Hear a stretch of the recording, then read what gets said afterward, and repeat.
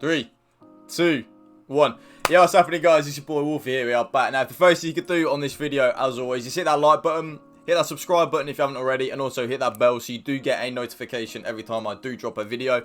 And then last but not least, my Twitch is down in the description below if you want to go and give that a follow. We have just put in an application for the Twitch partnership, so hopefully, touch wood, we can get that little purple or blue tick. I think it's a purple tick next to our name on Twitch, which will be absolutely amazing, especially considering I've been applying for a long time now, so I feel like this time we can get it. Now, today's video, actually, now, first of all, I just want to say, right, as always, a huge thank you. You guys turn up to the videos, right, every single day, no matter what. And also, this video is going live on Friday. I'm going to go into a bit of detail, actually. Ignore what I just said there. I'm going to go into a bit of detail now. In terms of the I Rate Your Team series, in terms of, like, general viewership, it does really poorly on my channel compared to a lot of it, like, compared to nearly all my other videos. And now, because my channel is also getting bigger, we're now getting like 100 to 150 putting their teams like into the video. And I've always said that I would, excuse me, I would review absolutely everyone's teams. But obviously, for time and stuff like that, it literally isn't worth the time me doing to like review each team, putting in the video for it to then do poorly compared to the other video. So unfortunately now, the I Rate Your Team series is finished. But I hate to be like a bit of a sellout, but as a sub perk on my Twitch channel, I do offer team advice. So if any of you want that team advice, you can subscribe to my Twitch channel for free with Twitch Prime, etc. And you can link it as many times a day or a week or a month as you want, and I will check your team, give you advice on it that way. So instead, on a Friday, what are we going to do? Well, today's video is going to be my top 5 tips to improve at FIFA. If you listen to these tips and do these tips, I promise you, hand on heart, you will improve and be better at FIFA without a shadow of a doubt. So let's get straight into it. Tip number 1, the biggest key tip, and it's not even gameplay orientated. The first 2 aren't even gameplay tips. These first 2 tips, if you do these, you will still improve. Custom tactics, okay? Please, please, please, please, if you want to improve at FIFA, use these custom, well, not these custom tactics on your screen, but use custom tactics that work for you. The 2 that I mainly use are the 4-2-3-1 and the 4-4-2. I'm going to go into a little, not detail, just for like a quick little overview. Balanced style, 5 width, 4 depth, balanced on the offensive style, 5 width, 6 players in the box, 2 corners and 2 free kicks. This is on the 4-2-3-1, okay? Player instructions, you're going to want to get in behind and stay forward on your striker. On your all 3 of your cams, you're going to want to get into the box for cross. On your right CDM, you're going to want to cut passing lanes and stay back while attacking and cover centre. Then on your left CDM, for me, that's what I always call like the ball playing CDM.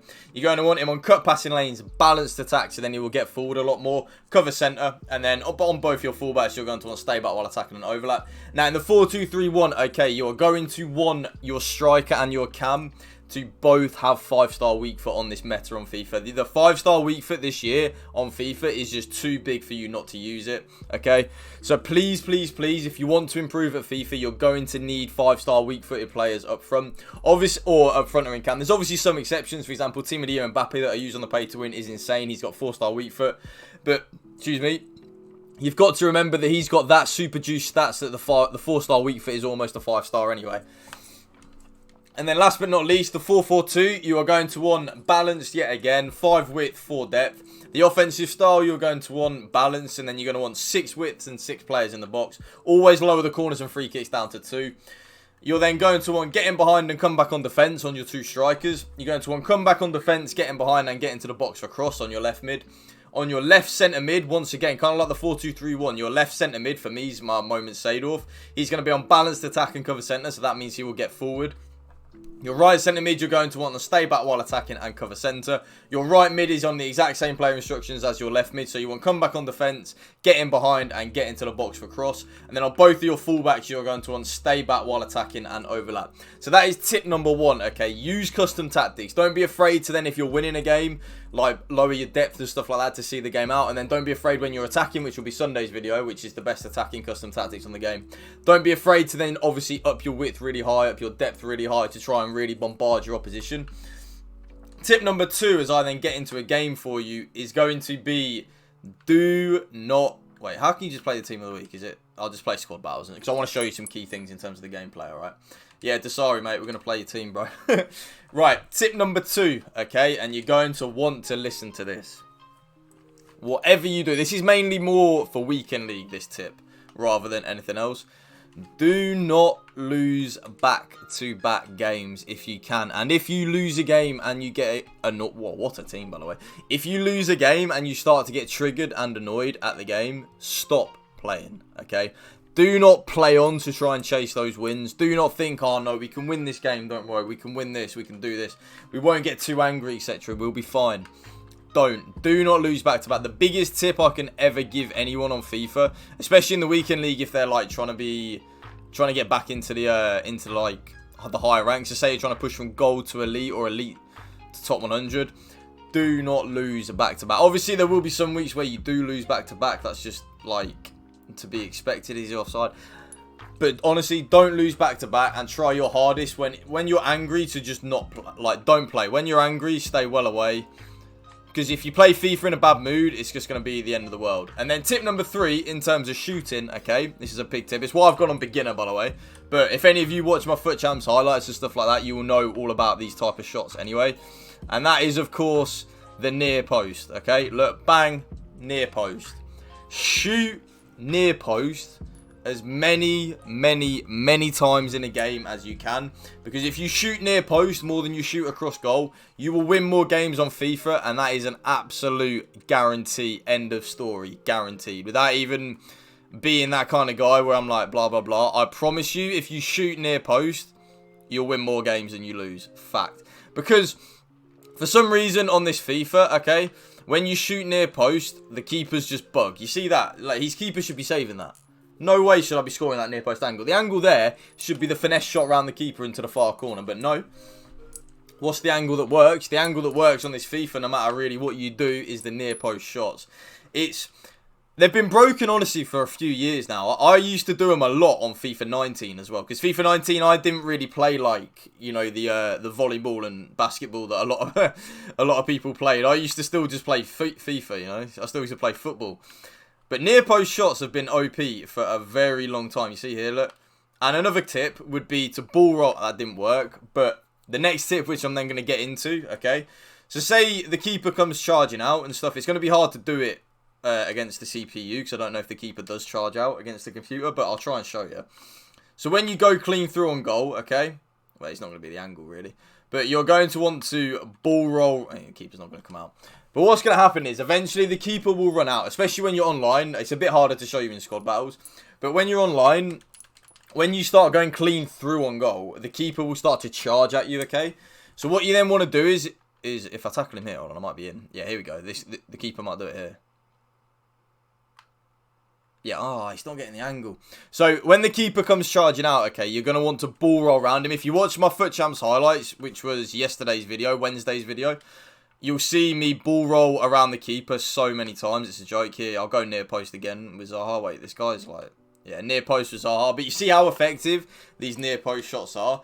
And the reason for that is because the keeper does some weird animation when you shoot near post, alright? If you watch here, he sits in the middle of his goal and he can't dive quick enough for that near post shot. Because what happens with the near post shot, the players put a hell of a lot of power into it. So it kind of like bugs and gives you a weird animation for the keeper. It's actually quite funny. But like, see here, look. Ball roll. Little double ball roll. Near post yet again. Anyway, in terms of the defending now, because those are 3 points for attacking, you know, the near post shot, ball roll around the keeper, staying calm and not losing back-to-back, and also making sure you use custom tactics. The final key point that I would say to improve to win more games at FIFA is make sure you pick a camera angle that you like, okay? I always use tele-broadcast. I have now for the last, 3 years, since like FIFA 17.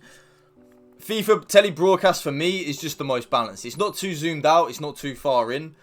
But if you are someone that struggles defensively, I highly recommend you playing co-op. And the reason for this is because, as you can see on your screen right now, you can actually see more of the pitch on co-op. So when you're defending and when you're trying to keep the ball and stuff like this, you'll be able to see more of the pitch, which means you'll be able to track runs better, see runs quickly before they start. One bad thing that I don't like about co-op, though, is I find it takes a little bit too much away from you defensively. Offensively, I mean, I find on co-op the passing lanes it's harder to see more, if you can't understand what I'm saying. But then on the flip side, it then improves your defensive play tenfold. If you're someone that struggles defensively, use co-op, man, and I seriously mean that. If you're someone like me that is a very good attacker, mind you, defensively is where I struggle, so I should probably use co-op. But for me, tele broadcast is perfect. It's just the most balanced. It's not too zoomed in, and it's also not too zoomed out, because I find co-op just a little bit, for my personal preference, just a little bit too zoomed out. But I know a lot of people on FIFA do like and use co-op. So they are my top 5 tips to improve at FIFA. Okay, tip number 1, make sure you use custom tactics and you find custom tactics that work for you. And also, don't be afraid when you're winning to change your custom tactics, and also when you're losing to change your custom tactics. Tip number 2, okay, that would be do not lose back-to-back games if you can. And also don't lose back-to-back, and don't play the game when you're triggered. When you play this game when you're triggered, you're going to lose more than you win. Even me, as good as I am at FIFA, not to be big-headed, if I'm playing the game triggered, it's not working. I promise you, it's just not working. Tip number 3, okay, shoot near post as much as you can. The near post shot is just so effective, and it has been for 2 years now, so that's a key tip. Tip number 4 would be, if the keeper comes charging at you, do a ball roll or a double ball roll to ball roll around the keeper and then tap it into an empty net. You'll see a lot in my weekend league highlights. I do score a lot of goals like that, so definitely do incorporate that into your game.